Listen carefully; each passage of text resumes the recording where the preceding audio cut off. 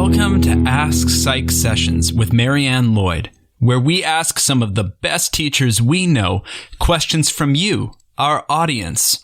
If you have a question or an idea for a conversation, please visit bit.ly/AskPsychSessions. That's bit.ly/AskPsychSessions. All one word, all lowercase. And here's our next question. Thanks so much for joining me today. My guest is Dr. Jeni Kubota from the University of Delaware. I'm glad you could be here today, Jeni. Thank you so much for having me. I'm delighted to be here. So before we get started, as always, I like for people to know a bit about from whom they'll be hearing today. So can you tell us a bit about what you're teaching at Delaware and what your background is like, or any other context that you think would help? Yeah, so I'm an associate professor. I'm newly tenured. I'm in the psychology department and the Department of Political Science. So I kind of have two homes at University of Delaware, and therefore my classes are actually cross-listed. So I get a lot of sort of fun interdisciplinary conversations in all of my classes, which is great. I am a social neuroscientist. So primarily, I study how we think, feel, and behave towards minoritized and marginalized folks, although I do some work on how we think, feel, and behave towards individuals who are different from us. And mainly that's taken the form recently in terms of AI, which is kind of a fun new direction. I use neuroscience measures. I put people in scanners and look at how their brains respond when they look at images or make decisions about people. I collect brain waves with these fun looking swimming caps, but I also do pretty basic psychology stuff, like have people play economic games in the lab or take surveys and have people complete tasks online. I've been at Delaware now for about 5 years, which has been great. We are the Blue Hens, which is a fun mascot, I suppose I would say. It's unusual, certainly, I feel. Delaware is a really lovely school. It's fairly big. It's kind of a semi-private public, which is a bit of a kind of weird mix for an institution, but one I really like. At Delaware, I primarily teach classes related to my content area, my research content area. So I teach stereotyping and prejudice, both to graduate students and undergraduate students. I teach that both as an honors class, but also just as a sort of a larger seminar class. I also teach this honors capstone course on the implicit mind, which is very fun. I really like it. It's a broad course that surveys how we think about implicit processes across different domains. And it starts like very basic from vision and kind of builds up to implicit processes to decision making, all the way up to things like how do they impact voting behavior and climate decisions. So it's a large scope class, but it's meant to be integrative in that way, to think about implicit processes in all these different fields. I really enjoy that class. That's to undergraduates. And I have for the last 3 years been teaching a new course from me on hate and extremism. This is an undergraduate course. All of my courses are about, some 30 would be a large class size. So they're fairly small, and that's on purpose. That's by design, because I like to stimulate a lot of discussion in the class. And so we do things like circle up in all of my classes. So we're facing each other and we're really deeply engaging with not only the content and the material, but with each other. Right. Great. Thank you. Those sound like classes that will probably enroll well, but I suspect may not always be the easiest to teach. If I can use that word, not that any class is easy to teach, but certainly as soon as we start to talk about hate and extremism and prejudice and stereotypes. So that's what I thought we would talk a bit about today, and we'll probably get to other things too. But what suggestions do you have for teaching these topics in a way that's most effective? I'll leave it pretty broad, and then we can narrow down. Yeah, I really had to think a lot about this particular question. So I'm a URM faculty member. And so my dad is French and Japanese, and my mom is Apache and Mexican. And I found for a long time when I was teaching these classes, and even in my daily research life, I didn't talk a lot about my identity. But when I started to engage with students in the classroom, it made me think more about being a bit more open about my identity with my students in particular, because it kind of impacts, how I engage with folks in the class and also my engagement with the material. And so I want to be really open and transparent about that with my students initially. But also I realize that it deeply affects me, right? I teach just like dark, horrible content mostly. I tell the students right away from the get-go, it's going to be dark and rough, and the semester is going to be, it'll wane in terms of how dark it is, but the long haul, it's going to be rough. And so I ask the students to check in with me. I check in with the students routinely throughout the semester to make sure that their mental health isn't kind of suffering from hearing about the different content. I would say this is most, it's important in all the classes, but I would say hate and extremism, which is primarily focused on white supremacy, has been one where I've had to do a lot more check-ins with the students because of the nature of the content. I mean, it is a class fundamentally about individuals who want to wipe out in everyone who is not white, and that no matter how you talk about that can affect people's mental health. And so that's been something that I tackle very directly from the get-go in all my classes. But then I do lots of check-ins, individual check-ins with students throughout the class. And so I'm going to guess that your students come from a variety of identities as well. And so something that I have definitely talked about in this podcast that I'm still working on is that balance about meeting multiple sets of needs, right? Sometimes the needs are very overlapping, but sometimes they aren't, right? So I'm making space in a classroom for someone's like, really? You're going to tell me that stereotyping exists? Like I haven't lived this my whole life. And then you have someone else that's like going through that very initial horrible feeling of recognizing that you are, part of a perpetuating system.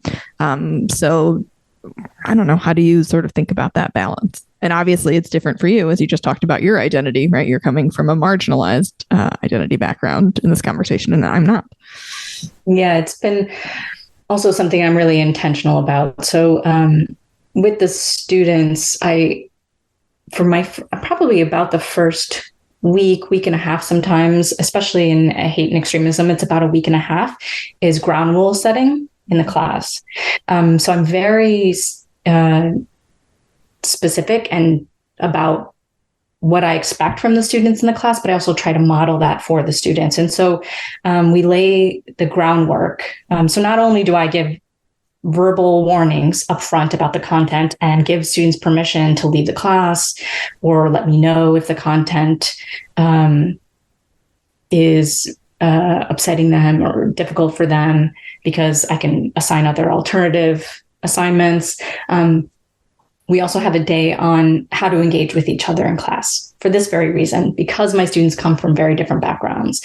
And so, yeah, you're encountering people who, not only people who are, this obviously this has existed forever, to people who are, yes, I'm learning about this for the first time, to some people who are like, actually, I think this is good. This is the right way to behave, right? And so you get that in the classroom. And when I first started teaching, I didn't do this sort of ground rule setting, and I was having to intervene in conversations throughout the class to make sure they were respectful, discourse free from micro, but also macro aggressions to the students. And so I found that actually just setting the rules up front and modeling it myself was the best way to go about it, and kind of helped set the tone for the class. So one day, we talk about what does it mean to have open, constructive, respectful dialogue with people who have different ideas about something that can be very difficult for many people to talk about. And I also explicitly tell students that if they feel like they have been a student has put them in a position where they don't feel comfortable by something that they said, that they should speak to me directly, and I will speak to individual students. And I do that privately, primarily. I will call out myself if I slip up. For example, if I use an incorrect term, and then I'll correct myself. And I do that to model that kind of behavior through class. So I do a lot of modeling of how I would like them to proceed. So sometimes if students will say things, kind of extreme, I try to reframe it to help them articulate in a more respectful way what they were saying. And then I follow up with them after class to make sure that they understand that they can't be saying those kinds of statements in class, because it does happen much more frequently than I thought it was going to when I first started teaching. It really took me by surprise the first year I was teaching, how often it would happen. But so important, right? To not just like throw someone out of class, because I would imagine your training has taught you that if you don't handle this with a level of, I'm going to use the word gentle, sounds like not quite what I want, but that you're not fighting fire with fire, that you're probably just going to push people further into that, right? Like I've never wanted to change the way I'm behaving because someone screamed at me. Exactly. Yes. And I found that a lot of the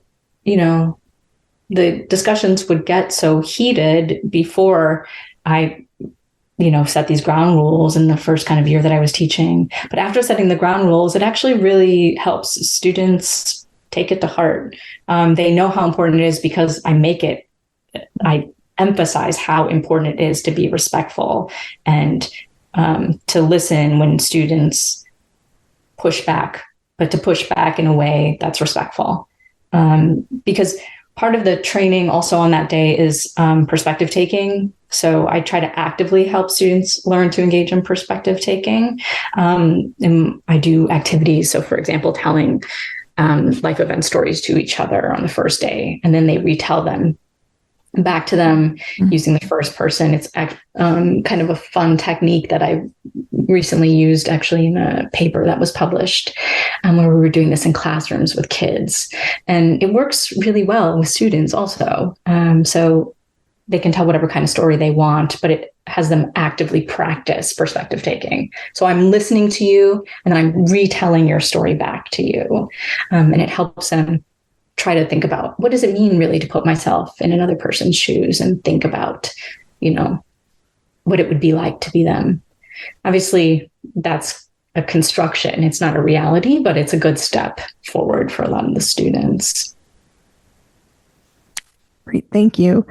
You may not have an answer to this question, but I'd like to ask kind of about the research side and in the classroom, this idea of there being a level of implicit bias that we hold.